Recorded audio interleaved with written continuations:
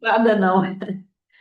Bom, gente, semana passada a gente tentou dar uma lembrança geral da história e hoje nós vamos entrar no julgamento mesmo de Jesus no Sinédrio. Só que tem eu tive que fazer uma opção. Qual foi a opção que eu fiz? É porque no meio do julgamento acontece a negação de Pedro. Então, o que eu fiz? Eu tirei a negação, então você vai ver que nós vamos saltar alguns versículos, e aí eu deixei só o julgamento. Quando for semana que vem, aí eu localizo a negação de Pedro no meio do julgamento, igual e aí a gente estuda a negação. Porque senão a gente ia começar o julgamento, teria que Muda passar para a negação para terminar o julgamento. Aí eu acho que o tema se perde nisso aí, né? Aí a gente concentra só no julgamento. Aí você vai ver que quem está acompanhando em casa na Bíblia vai ver que é um pulo. dá um pulo. Na história do julgamento você não percebe, mas você vê que está faltando versículo. A hora que você vê esses números embaixo aí, ó, está faltando versículo. É.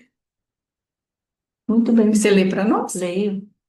E os que prenderam a Jesus o conduziram à casa do sumo sacerdote Caifás, onde os escribas e os anciãos estavam reunidos. Ora, os principais sacerdotes e os anciãos e todo o conselho buscavam falso testemunho contra Jesus para poderem dar-lhe a morte. E não o achavam. Apesar de se apresentarem muitas testemunhas falsas, não o achavam. Mas, por fim, pegaram duas testemunhas falsas e disseram: Este diz: Eu posso derrubar o templo de Deus e reedificá-lo em 3 dias. E levantando-se o sumo sacerdote, disse: Não respondes coisa alguma ao que estes depõem contra ti? Jesus, porém, guardava silêncio. E respondendo o sumo sacerdote, disse: Conjuro-te pelo Deus vivo que nos diga se tu és o Cristo, o Filho de Deus. Disse-lhe Jesus: Tu o disseste. Digo-vos, porém, que vereis em breve o Filho do Homem assentado à direita do poder e vindo sobre as nuvens do céu. Então o sumo sacerdote rasgou suas vestes, dizendo: Blasfemou. Para que precisamos ainda de testemunhas? Eis que bem ouvistes agora a sua blasfêmia. Que vos parece? E eles, respondendo, disseram: É réu de morte. Então cuspiram-lhe no rosto e lhe davam punhadas, e outros os esbofeteavam, dizendo: Profetiza-nos, Cristo, quem é que te bateu? E chegando a manhã, todos os principais sacerdotes e os anciãos do povo formavam juntamente conselho contra Jesus para o matarem. E amarrando-o, o levaram e entregaram ao presidente Pôncio Pilatos. E aí, gente, primeiro eu queria mostrar para vocês a questão da lei, né? Que vai falar para a gente que é necessário pelo menos duas testemunhas para condenar alguém à morte. E duas testemunhas concordantes, tá? Então nunca se pode condenar alguém por causa de uma testemunha só. Não existe isso. Por isso é sempre exigido pelo menos duas, tá? Deuteronômio 17:6. Então vamos lá. Então a gente começa aqui com eles. Vocês lembram que mais ou menos que hora que era? Quando que Jesus a gente não tem certeza do horário, mas era de noitão, né? Então eles prendem Jesus e olha só, leva à casa do sacerdote. Não levou ao sinédrio, aonde os escribas e anciões estavam reunidos. Eles estavam reunidos na casa do sumo sacerdote, né? Buscar aí a outra questão. Então, gente, o que que quer dizer isso? É o seguinte: o sinédrio se reunia no templo durante o dia. Ele reunia depois do primeiro sacrifício no templo. Agora, não é ilegal a reunião fora do sinédrio, desde que seja um assunto de importância vital para a nação e emergencial. Então, o que que a gente vê o evangelho contando? Que eles pretendiam prender Jesus, mas eles não pretendiam prendê-lo na Páscoa. Vocês lembram disso? Para evitar confronto com a multidão. Então, a prisão de Jesus na Páscoa aconteceu por uma oportunidade dada por Judas. Então foi uma coisa de última hora. E na hora que o Judas, vamos dizer, eles não sabiam onde Jesus estava, reunido para fazer a ceia, e não sabiam onde Jesus ficava. Então foi uma informação que Judas trouxe de última hora, por isso eles tiveram que reunir fora de hora. Porque eles não queriam esperar até de manhã, é óbvio, porque eles não queriam a família poder movimentar ajuda, não sei, né? Eles preferiam resolver o assunto logo. Aí a oportunidade chegou, por isso que eles reuniram à noite, tá? Na casa do Sumos, não foi no Sinédrio. Então, isso é uma situação excepcional, mas não é ilegal, tá? Então, beleza. Então, conduziram, né? E aí é isso. Vocês interrompem, viu, gente? E se eu tiver esquecendo alguma coisa, quer falar alguma coisa, tá? Uhum. Aí eles buscavam um falso testemunho, né? Mas olha para você ver, quando a gente vai em Marcos, qual a diferença que tem? Não a parte de prender, a questão do segundo versículo, do 59, que é a de que prendeu e levou para a casa de Caifás, e o sinédrio estava lá reunido, é isso mesmo, não tem discrepância, não. Marcos, Marcos dá uma diferença aí. Buscavam testemunho. Ele não fala de falso testemunho. Exatamente. Então, olha que interessante. Para quem está vivendo a situação, os discípulos, o que, que a gente vê? Eles vão reconhecer, há um determinado momento que eles reconhecem Jesus como Messias. No começo, não, mas depois eles reconhecem Jesus como Messias. Então, quando o sinédrio prende e ele é condenado por blasfêmia, eles começam a duvidar.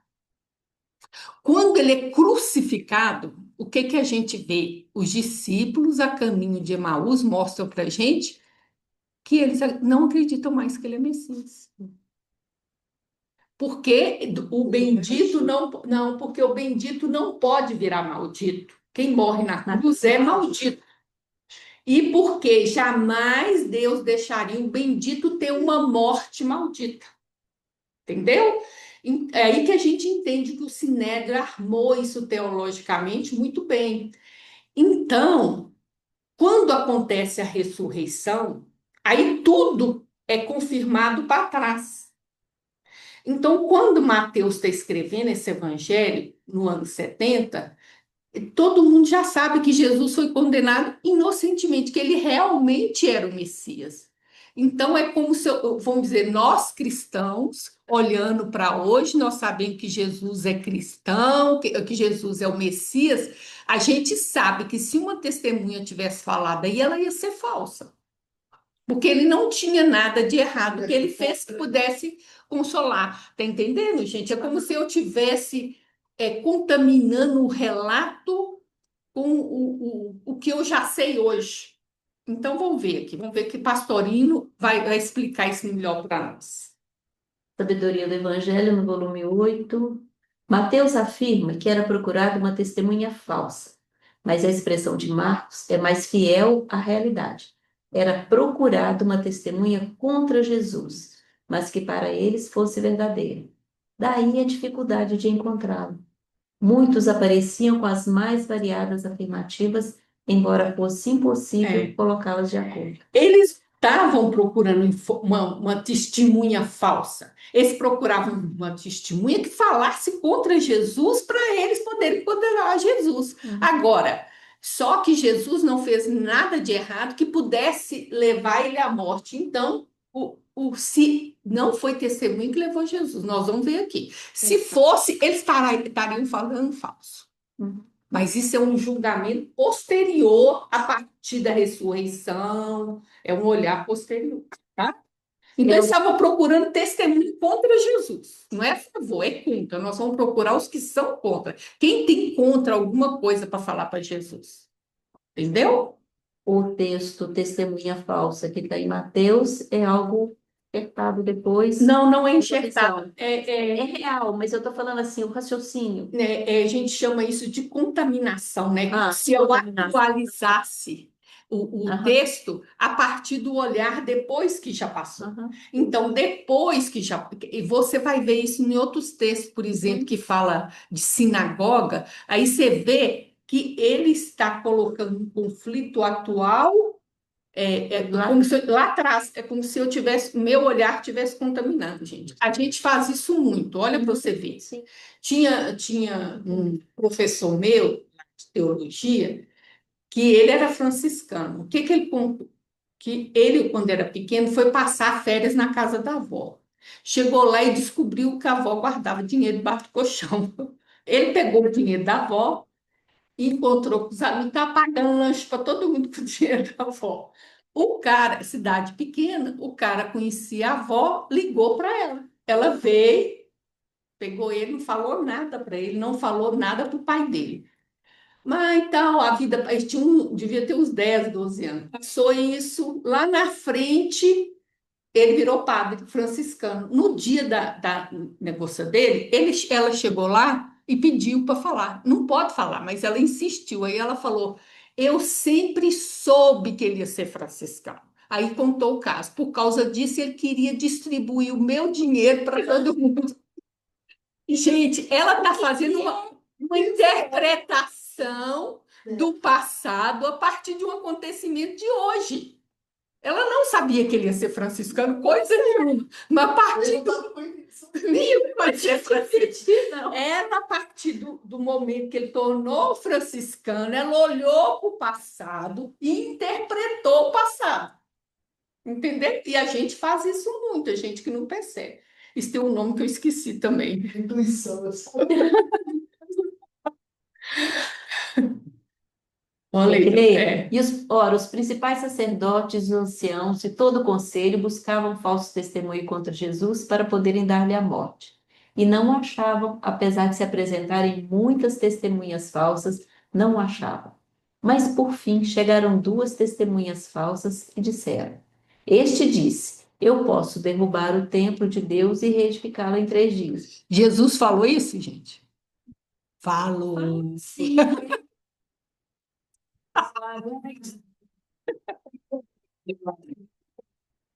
Bem, ele Quando falou e depois não dos 6 falou. milhões, né? Ele falou e não falou. Vamos Pois esclarecer. é. Então, Eu lá acho em que é. João, essa fala só é mostrada em João. Tem a expulsão dos vendilhões do Isso. templo em João. E depois eles perguntam para Jesus com que autoridade você fez isso. Isso. Aí Jesus fala assim, ó, responde, pois, os judeus e disseram-lhe, que sinal nos mostra para fazer isso? Jesus respondeu-lhes, destruí esse templo e em 3 dias o levantarei. Disseram, pois, os judeus, em 46 anos foi edificado esse templo e tu levantarás em 3 dias? Mas ele falava do templo do seu corpo. Isso mesmo. Ele estava falando do templo do corpo, era metáfora, era uma metáfora. Porque ele está dizendo o quê, gente? Eu vou te dar um sinal, sabe qual é? Minha ressurreição. É isso que ele está dizendo. Você tira esse corpo aqui, em 3 dias eu vou voltar. É a ressurreição. Então, a minha autoridade, eu vou comprovar isso na minha ressurreição. É isso que ele está dizendo para eles. Mas ele está usando uma metáfora, tá? Então, qual que é o problema de Jesus falar contra o templo? O templo é o máximo. Não é só isso, não. Ali acho que era o ápice de tudo que ele representava, né? É, De Israel. é o centro da vida de É. Israel, né? E o que que acontece, gente? O templo é a casa de Deus. Então, se você ataca o templo, você está atacando o dono da casa, Deus. Então, você atacar o templo é grave por causa disso, porque eles entendem que as pessoas vão ao templo para ver Deus e ser vista por ele, porque o dono da casa é Deus. Então, você atacar o templo é grave, mas ele não atacou o templo, ele fez uma metáfora. Não, crucificado não, mas apedrejado, que é como se eu estivesse atacando Deus, né? Como se eu tivesse uma hostilidade contra Deus, né? Sim, seria. Gente, na lei judaica não existe crucificação. Ele nunca eles crucificaram ninguém, não existe. Por quê? Porque a morte de cruz é maldita. Então, eles não empregavam apedrejamento. Mas crucificação é coisa. Quem trouxe essa tortura foi os romanos. Tá? Mas Jesus poderia ser condenado com isso, mas não conseguiu, tá? Porque tinha que ter duas testemunhas, elas concordantes e tal, não conseguiu provar. Mas é para a gente entender. E aqui a questão do porquê que Jesus fica em silêncio. Nós estudamos Isaías, o servo sofredor, aí coloca que ele é oprimido, afligido, isso vai acontecer na cruz também, né? Mas não abriu a boca, como um cordeiro levado ao matadouro. Então, são vários trechos do servo que vai voltando ao longo do julgamento, da crucificação, vai voltando, tá? Ele vai ficar em silêncio agora, e depois ele vai ficar em silêncio na cruz. E levantando o sumo sacerdote, disse-lhe: Não respondes coisa alguma ao que estes depõem contra ti? É o silêncio. Jesus, porém, guardava silêncio. E respondendo o sumo sacerdote, disse: Conjuro-te pelo Deus vivo que nos diga se tu és o Cristo, o Filho de O Deus. que é conjuro? Tipo, obrigar? Tipo, convoco. Eu te convoco, eu te. Nossa. Não, é te chamando para você se posicionar. Conjuro, eu te convoco para você me responder. Você é o Cristo, Deus vivo. Mas é errado ser Cristo, gente? É erro, ele tem que ser crucificado por causa. Crucificado, não, né? Mas pedreja. Morto, você se declarar Cristo? Não, não é ele. É assim, ó. Não tem problema você se declarar o Messias ou Cristo. Isso exige uma investigação para ver se você é ou não. E se a gente for pegar o Evangelho até agora, que a gente estudou várias vezes, vem os fariseus, os escribas da lei, interrogam Jesus. Isso é uma maneira deles investigarem se ele era o Cristo mesmo. Então, isso fazia parte, tá? Então, ele não poderia ser condenado por se declarar o Cristo. Se ele se declarasse o Cristo, isso indica uma necessidade de investigação para saber se ele é ou não. E aí, gente, o problema é isso aqui, ó. Todos esses achavam que ele era o Cristo. O que que ele fez, o que que ele falou, igual esses aí, ó. Todos esses se declararam Cristo. Todos eles. Nenhum deles foi morto por Sinédrio. Todos eles foram mortos por Roma. Então, a gente viu aqui, ó, João de Scala e Simão Bargioras, nós vimos semana passada, e Simão Bar Cópula. Por quê, gente? O problema é o seguinte: a pessoa achava que ela era o Messias. Aí começava a agregar pessoas ao redor dela. Mas, na cabeça deles, não tinha jeito do Messias cuidar só das coisas de Deus. Porque o Messias era filho de Davi, ele era guerreiro. Que Davi foi um guerreiro. E a gente já viu essa profecia lá em Jessé que fala que trocou, você lembra disso? Cortou o tronco para vir uma novo broto de outra maneira do tronco de Davi. Não era para vir um guerreiro, mas eles não entendiam assim. Então o cara começava isso, daqui a pouco aquilo virava um movimento político. Quando eles começavam a agregar gente se opondo ou falando contra Roma, Roma vinha, matava ele e o seguidor tudo. Então, então, gente, olha a quantidade de falsos messias que teve. Entendeu? Então era isso, era um momento que todo volta e meia vinha um achava que ele era o Messias. Então, por si só, não é suficiente. É que Jesus era um homem comum. Esses nomes eram tudo assim. Porque Jesus, gente, é Yeshua. Yeshua quer dizer Josué. Josué é um herói da história deles, olha. Então, é muito comum ser porco, né? Simeão também era uma das tribos. Então, comum. Então, tinha Saul, foi um rei. Saulo quer dizer Saul. Disse-lhe Jesus: Tu disseste. Então, ele está afirmando ou negando? É.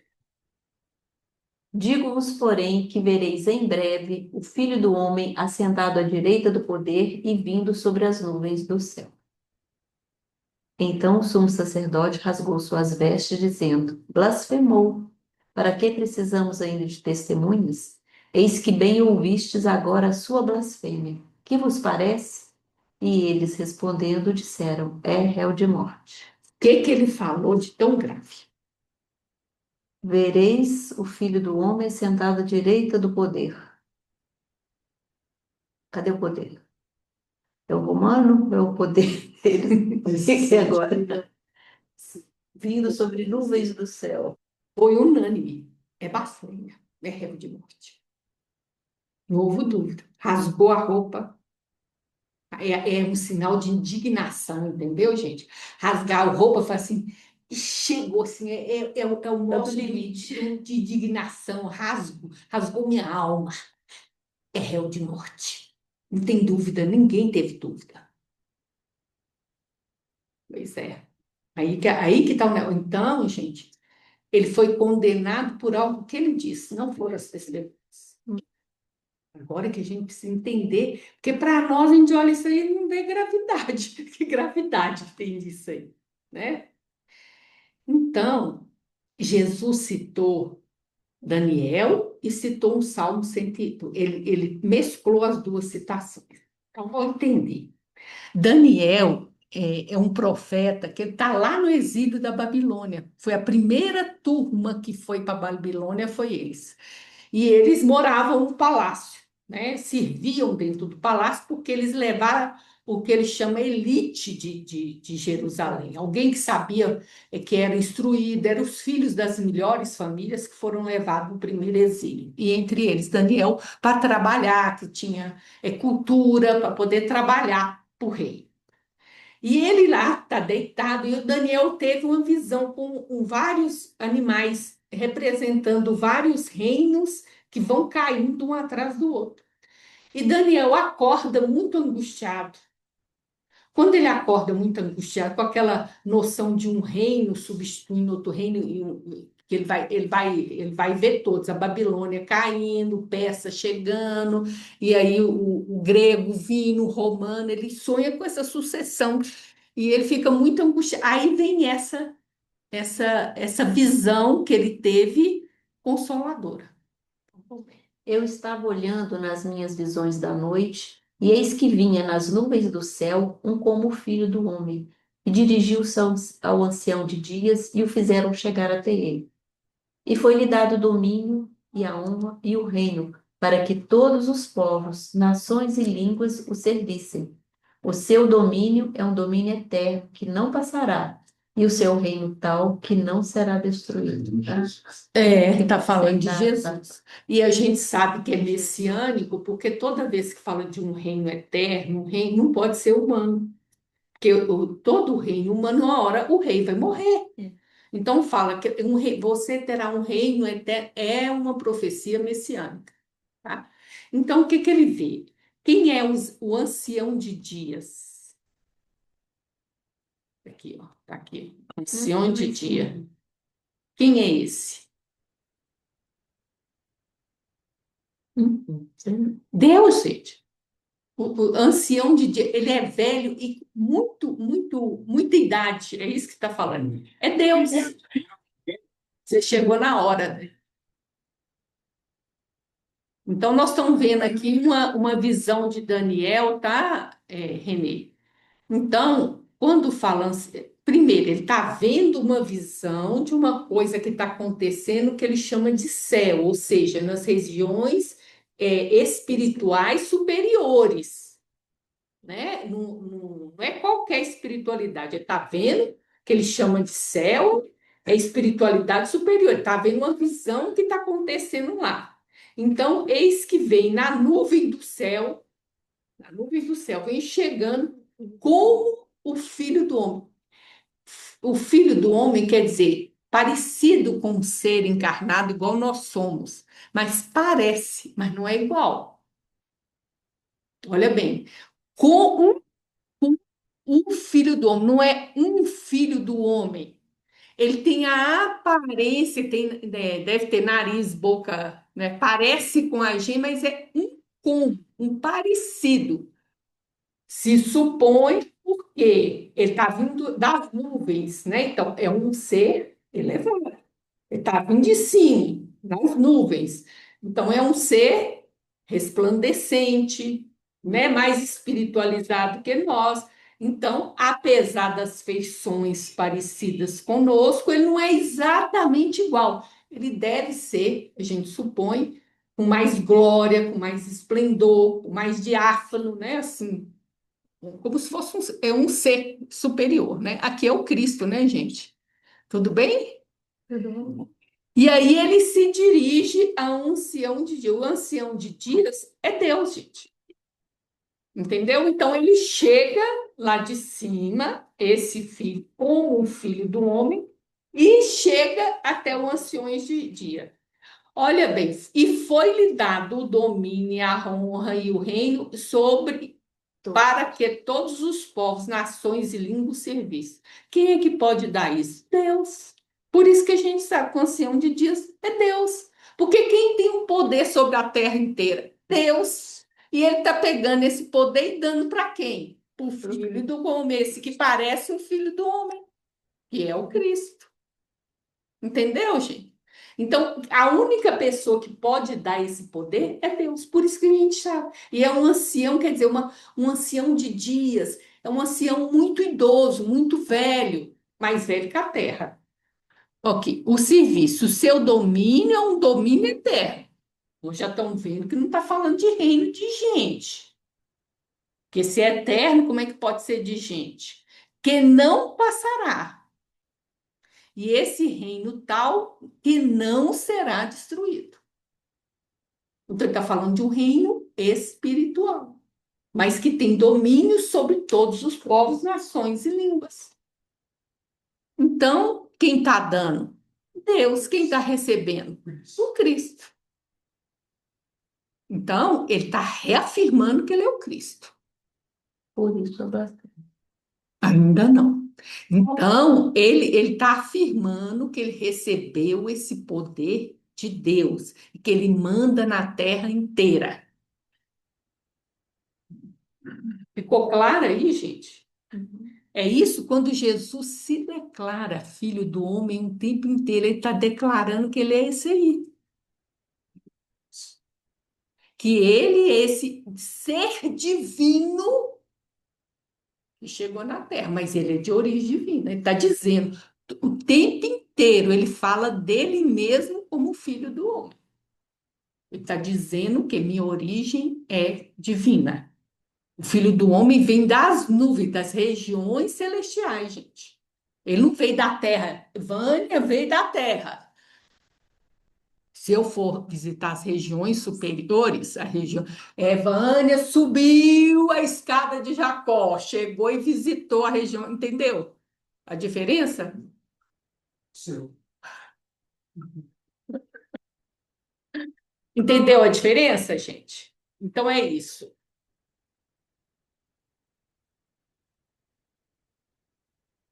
E aí vem a segunda citação de Jesus, porque ele mescla as duas citações. Ele diz, então, esse Salmo 110, eu não trouxe ele inteiro, porque tem pouco tempo que a gente estudou ele. Então, é assim, Davi, agora é Davi, não é Daniel mais. Davi tem uma visão das regiões celestiais, onde o Senhor, que está em maiúsculo aqui, é Yahvé. Isso, Yahvé disse ao meu Senhor, que é o Cristo. Davi está falando do Cristo conversando com Deus. Entendeu? E Deus fala, quem está falando é Deus. Disse o Senhor, Deus, ao meu Senhor, Cristo, assenta-te à minha mão direita até que eu ponha os teus inimigos, pois escabelo dos seus pés. Então, o que que significa sentar à minha mão direita? Eu estou numa mesa. O que que significa? Eu estou num trono, verdade. Deus está num trono. Aí tem alguém que está sentado à tua direita. O que que significa isso? É o primeiro da hierarquia. Isso, o primogênito, e eu estou dividindo o poder com ele. Eu estou dividindo o poder com ele. E vai ficar aqui, aí ele vai falar que ele vai pegar todos os inimigos, quando todos estiverem submetidos, né? O salmo é uma entronização do Cristo, à direita de Deus.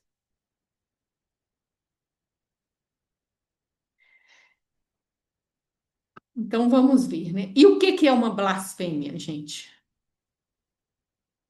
Falar mal, ofensivo. Olá.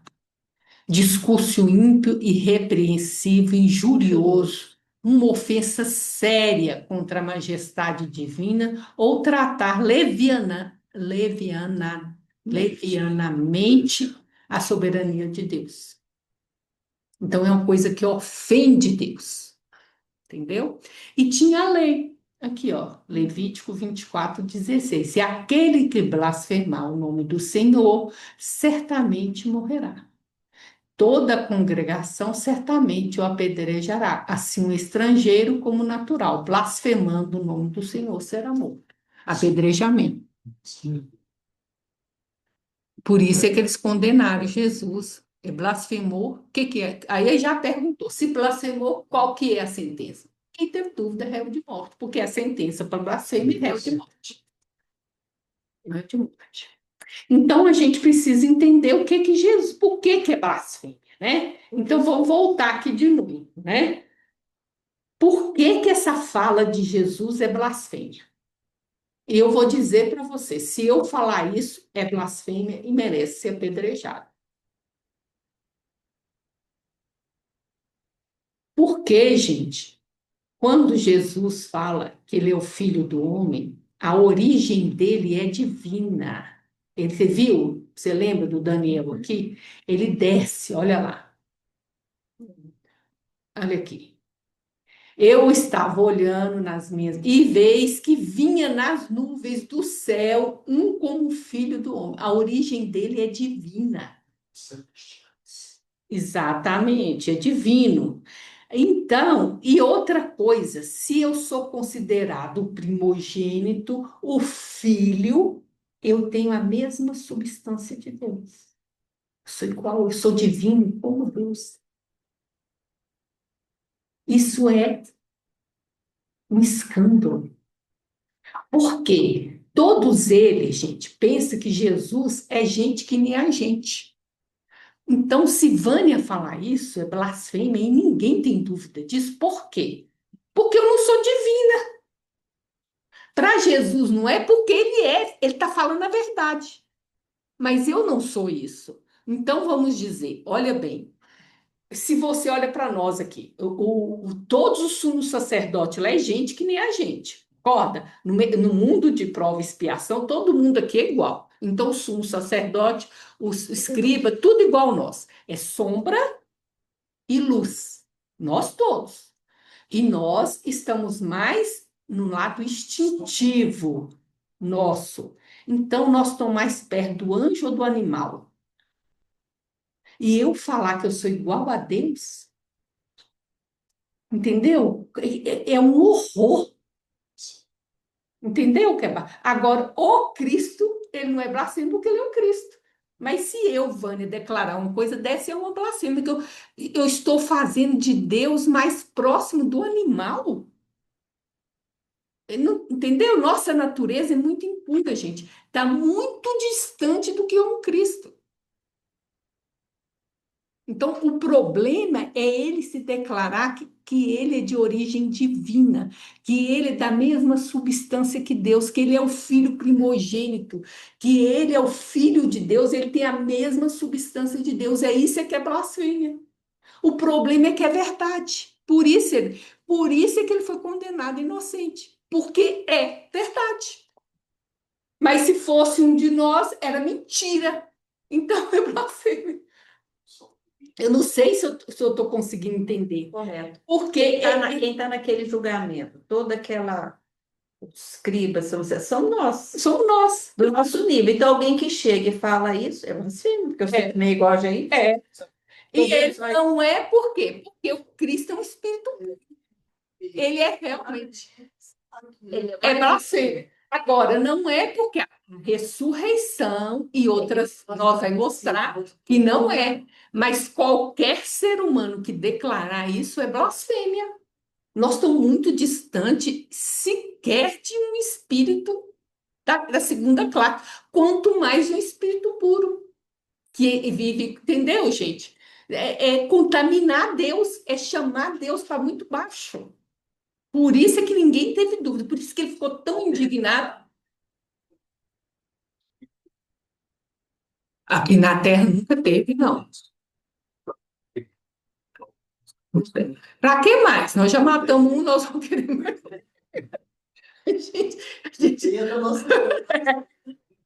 Para que vai trazer outro para cá? Para quê?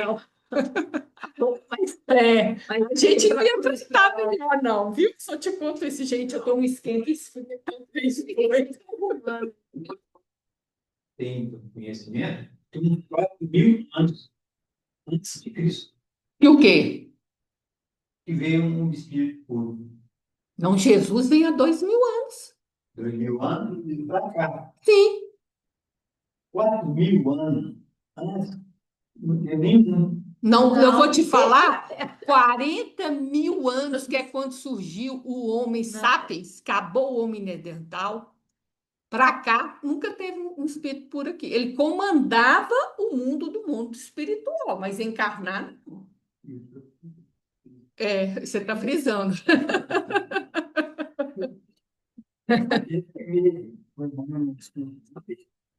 Hã? Segunda ordem. E a gente fica feliz se a gente conseguir mudar para a segunda ordem, porque sair da terceira é difícil. Tem que. Hoje sair da Não, filho, ele já conseguiu, se eu te contar uma coisa, no livro há 2000 anos, ele já conseguiu quase, porque ele perdoou o assassino do filho, o cara que torturou e sequestrou o filho dele. E eu vou te falar que tanto é verdade que ele reencarna rapidinho para conviver com João Evangelista. Foi um prêmio que foi dado para ele, tá? Pensa bem nisso. Para ele poder pegar a encarnação de João Evangelista e conviver ainda com ele como criança. Isso foi prêmio, filho. Não é para qualquer um, não. Eu entendo que ele ainda não estava, mas ele estava já nas portas, já. Estava no esforço. Estava exatamente, mas já estava no esforço. Então vamos lá. Capítulo 8 do Sabedoria do Evangelho, com a palavra do acusado, afirmando-se não apenas o Messias, mas o Senhor de Davi, pois fora convidado por Yahvé a sentar-se à sua direita, e atribuindo que a ele se referia a visão de Daniel, perdiam valor as testemunhas trazidas. A confissão blasfematória era evidente, e triunfante, o sumo sacerdote aproveita a palavra do réu e consulta o sinédrio. Que vos parece? E a resposta veio, parece unânime e pronta. É réu de morte. A citação de sentar-se à direita do poder, isto é, de Deus, é baseada no Salmo 110, versículo 1, que reza: Diz o Senhor ao meu Senhor, senta-te à minha direita, até que ponha teus inimigos como escabelo a teus pés. Essa assertiva era demais forte, pois assim igualava-se a Yahvé, assegurando que tinha lugar de honra ao lado dele. É isso. Entendeu, gente? É isso. E aí, primeira comprovação de que Jesus era quem ele falou que era, é a ressurreição. A segunda precisa de duas testemunhas, não é? A segunda testemunha é Estevão, está sendo apedrejado pelo Sinédrio, de novo pelo Sinédrio. Saulo está comandando, né? Nós sabemos disso, está apedrejando ele. E aí, o que ele fala? Mas ele, estando cheio do Espírito Santo, fixando os olhos no céu, viu a glória de Deus e Jesus, que estava à direita de Deus. E disse: Eis que vejo os céus abertos e o Filho do Homem que está em pé à mão direita de Deus. A segunda testemunha, Hum.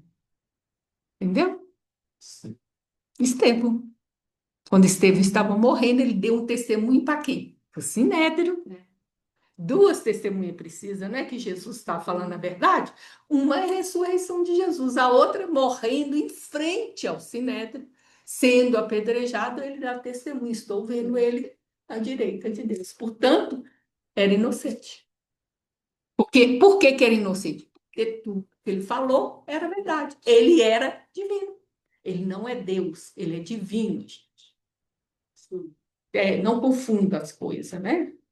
Deu para entender? Só me fala a citação de Jesus. Trecho, só não sabe isso. Em João, João, João, não sei que capítulo. Eu posso saber de cor, espera aí. Não, mas o trem aqui passa rapidinho. Aí, Ó, João João capítulo 2, 18 a 21. É 2 se a pessoa fosse 5. Ah,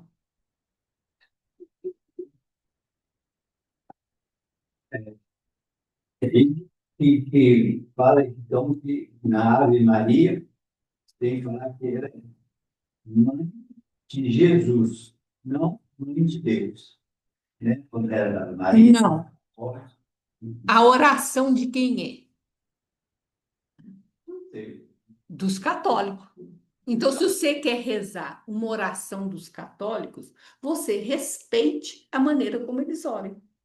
Se você não quer orar a oração dos católicos, você ora do jeito que você quiser. Eu entendo assim. Os católicos, gente, olha bem, é só explicar esse negócio de Deus para vocês. É assim, ó. Quando você vai estudar o Evangelho de João, você descobre que todo Deus que fala lá no Antigo Testamento, na verdade, é Jesus. Entendeu? Aí a conclusão dos católicos com os protestantes.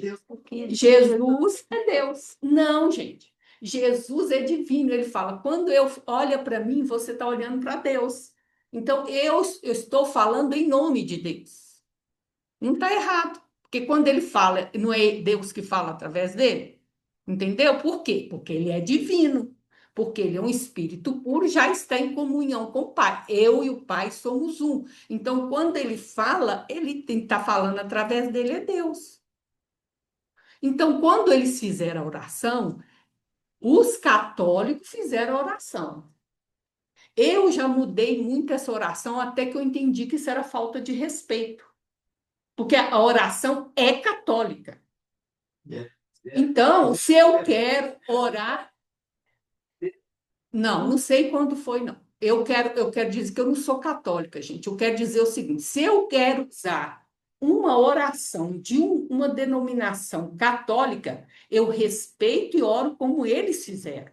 Eu não concordo. Simples assim. Antigamente, eu achava que era certo eu corrigir. Falar filho de Jesus, né?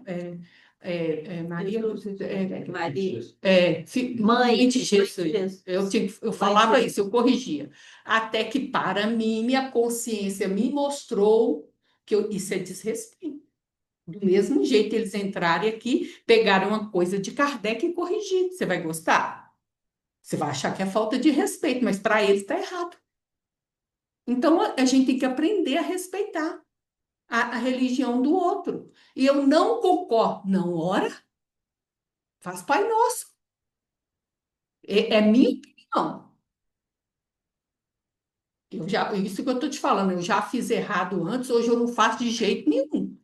Porque eu já entendi que isso é falta de respeito com eles. Se eles fizerem comigo, eu não vou gostar. Se eles pegaram uma coisa, ele não gosta de reencarnação. Gosta? Não, acha que não tem. Eles entram aqui dentro ou pegam um texto de Kardec e corrigem no público. Eu vou gostar? Não pensei nisso. Muito Não bem. vou gostar. É uma questão de respeitar a crença do outro, tá? Minha opinião. Eu também não tinha pensado nisso, não, mas eu acho que você está certo. A É, oração que- é é- deles, não é nossa. exatamente. Depois a gente vai amadurecendo, né, Lourdes? E vai É, caindo as fichas. O que que é isso que eu estou fazendo, gente? isso é. Porque foi eles Oração que criaram a deles. oração. É, por que que nós vamos Aí mudar? pega a oração de Cáritas e corrige ela. Você vai É, gostar? não, claro que não. Você pode falar, não, eu acho. Você pode falar do jeito que você quiser, eu só acho falta de respeito. Não, eu acho falta de respeito você usar até dentro de sua casa, eu sozinha, trancada no quarto. É isso que eu estou te explicando.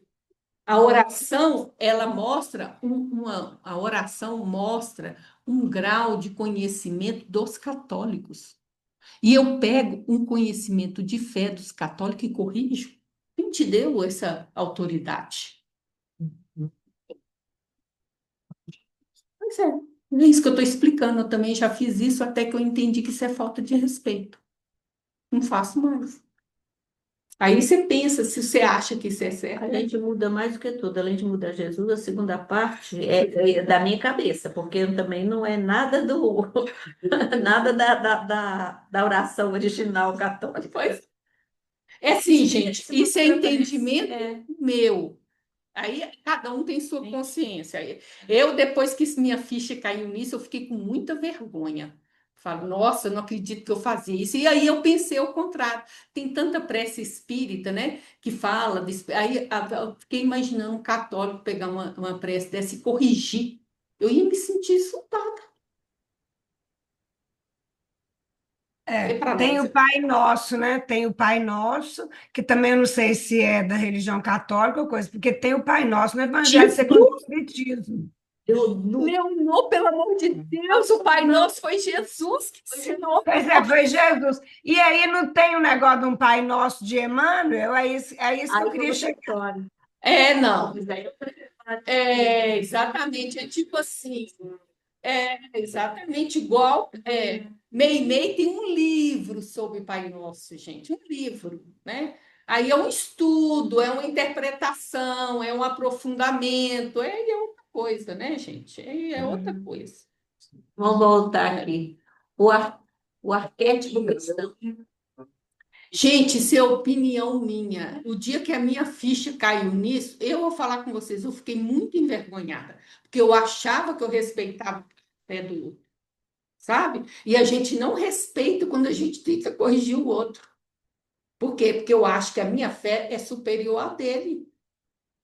Isso é vergonhoso, né? Então, e eu penso isso, se fosse o contrário. E a gente corrige com essa conotação, Com a que conotação. eu sei mais. Exato. Eu sei que Jesus não é Deus. É isso Tá? aí. Vamos voltar aqui. Vai falar. O arquétipo cristão, capítulo 8. Para Caifás, a questão fundamental era: és o filho de Deus? Para Pilatos és rei? Eis, respectivamente, as versões religiosa e política da mesma pergunta. Em termos psicológicos, a pergunta é: tens uma autoridade transpessoal interna que tenha prioridade sobre a autoridade religiosa e política coletiva? Ter uma autoridade dessas torna a pessoa, simbolicamente falando, filho de Deus e rei. Isso. E por isso que o Cristo é o Autoridade. arquétipo cristão que move toda a civilização ocidental.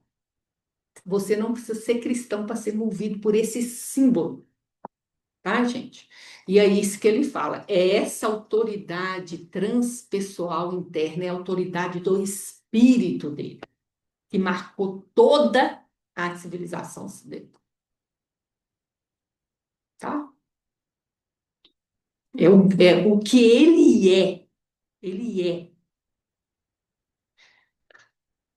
Vamos ver. Então cuspiram-lhe no rosto e lhe davam punhadas, e outros o esbofeteavam, dizendo: Profetiza-nos, Cristo, quem é o que te bateu? Isso é nós irracional, viu, Renê? Quando a gente acha que tem que defender Deus.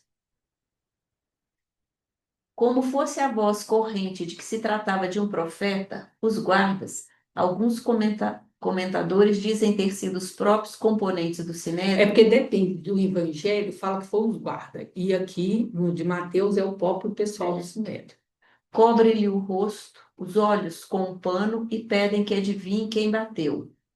Confusão ainda hoje corrente entre profeta, médium e adivinho.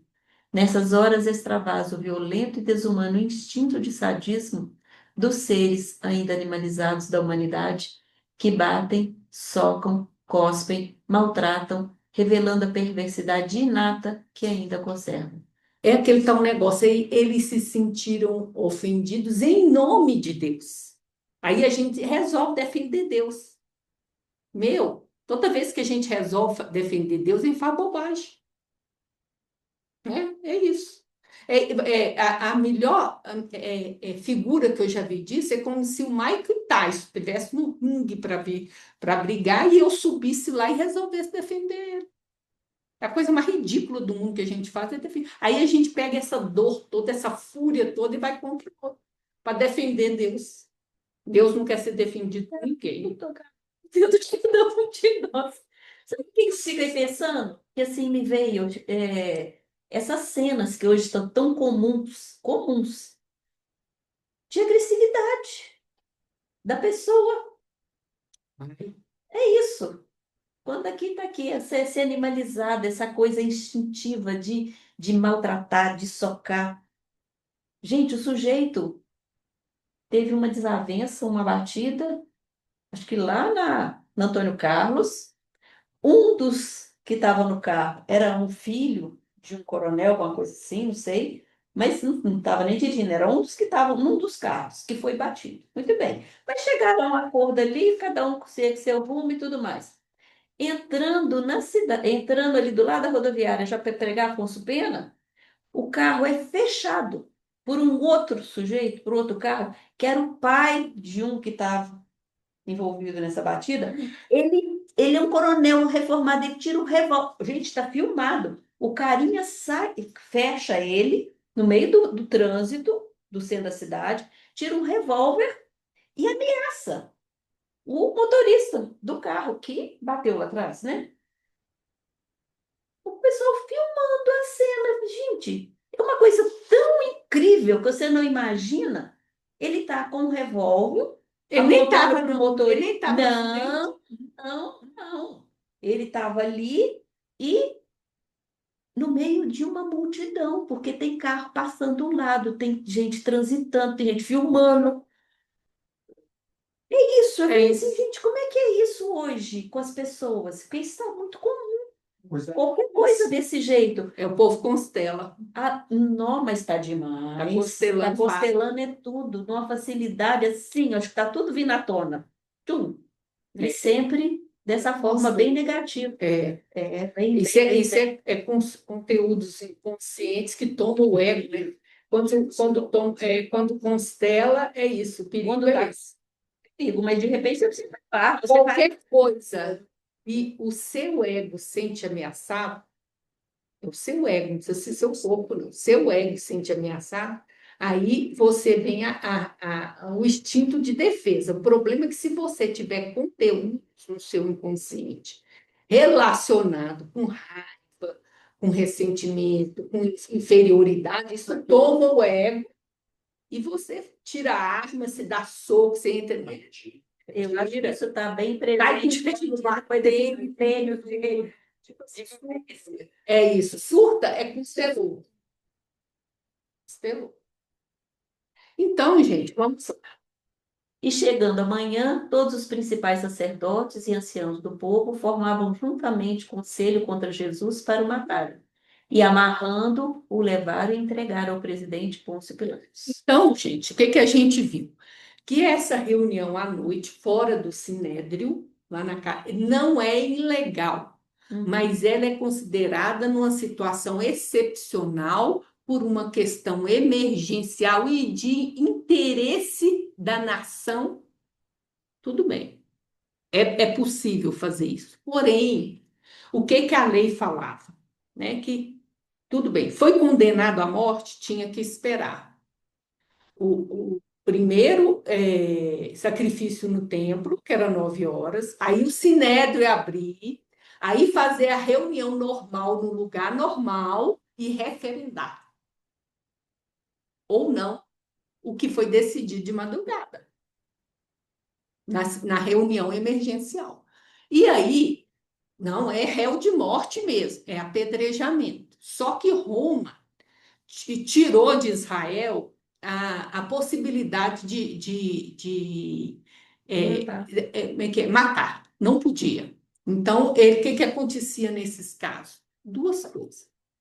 O cara tem que morrer por apedrejamento. Se a gente não pode jogar pedra nele, ele pode cair nas pedras. Foi o que tentaram fazer com Jesus em Nazaré. Entendeu? Pegar ele e jogar do abismo é o quê? Ele não tem que ser apedrejado? Não, nós não podemos jogar pedra, mas ele pode, sem querer, cair nas pedras. Entendeu? Ele cai nas pedras. Então, a cena de Nazaré mostra essa solução. A segunda coisa, o que que é? Negociação com Pôncio Pilatos, gente troca coisas, você concede a morte. Foi concedida para Saulo. Conseguiu. Ele ter, de Roma, está escrito lá no livro Paulo Estevão, a autorização para condenar a morte. E só que a gente vê que eles não tentam nesse caminho. Por isso que eu falo com você que aquele grupo que já queria a morte de Jesus, eles já estavam planejando a crucificação, porque eles queriam não. O exemplo com a apedrejamento também dava. Eles queriam era descaracterizar Jesus como Messias. É acabar como é que se diz? O nome, humilhá-lo o máximo. É dar para esse tanto de gente que já acha que ele é o Messias, que ele não é o Messias. E isso, gente, isso só pode surgir da cabeça de alguém que conhece a teologia, vamos dizer assim, o ensinamento judaico profundamente. Surgiu ali deles essa ideia. Entendeu? Então, por isso que eles já foram direto, porque eles queriam a crucifixão. Eles não queriam qualquer um, porque eles queriam provar que Jesus não é o Messias. E tanto é isso que quando o Saulo vai na igreja a primeira vez, o que que ele fala? Vocês têm coragem de falar que o Messias é um crucificado? Primeira coisa que ele fala, que confronta Estevão é isso. Como assim? Civil, né? É. E condenado por sinédrio e ali crucificado. Entendeu, gente? É isso. Então, eles queriam a morte de cruz. Então, Deus do céu.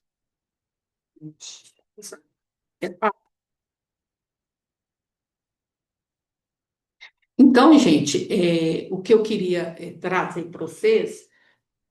Ainda está gravando ainda?